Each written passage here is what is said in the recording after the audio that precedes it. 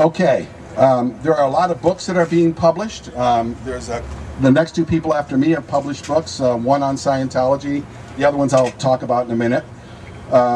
There's other action that's happening now because people are speaking out.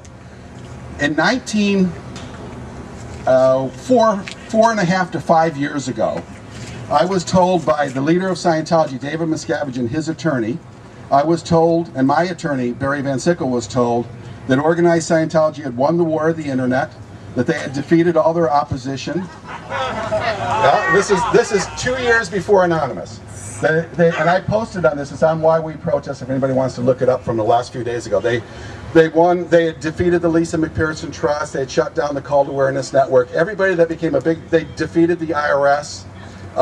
Everybody that became a target for them, they had won. David Miscavige proclaimed himself the Brigham Young of the only new religion of the 20th century, and that he was going to take over the whole planet like Hubbard never could, and that everybody else was meaningless, and whatever I had to say was meaningless. They didn't care, nobody mattered anymore. Well, if you fast forward to January and February of 2008, you have the launch of Project Chinology Anonymous, and suddenly people weren't afraid to speak out again. I spent 2 years prior to that launch of Anonymous talking to Scientologists that were wonderful people that were afraid to speak out because they had a daughter in, a father in, a son in, they were afraid of prosecution. And there were only a couple of us speaking out then about Miscavige beating people. Well, when Anonymous came out, a whole lot of ex-Scientologists over the months when they saw it was for real weren't afraid to don the mask, and they found their voices that way. And I will be forever grateful to Project Chinology for that.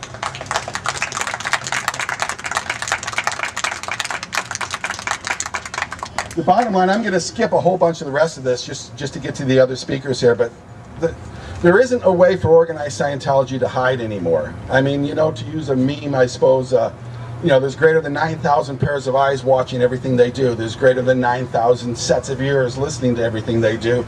And there's greater than 9,000 voices speaking out. And right now as we speak, I will tell you there's more litigation coming in California.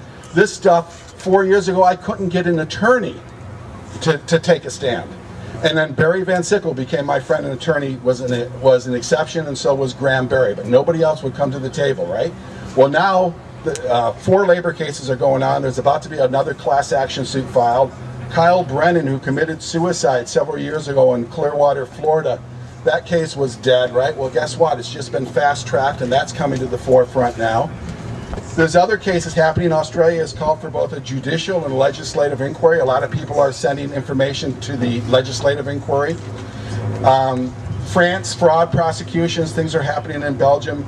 It's happening, and it's happening because we found our voices, the X's, through Chinology, and I think it's a terrific thing. It's a thing to be forever thankful for, and it's only just begun. And stay tuned, you're going to be seeing a lot of other stuff, a lot more books, a lot of other litigation, a lot more government stuff, and we're going to put an end to these abuses. And anyway, I just want to say thank you to everybody for being part of this.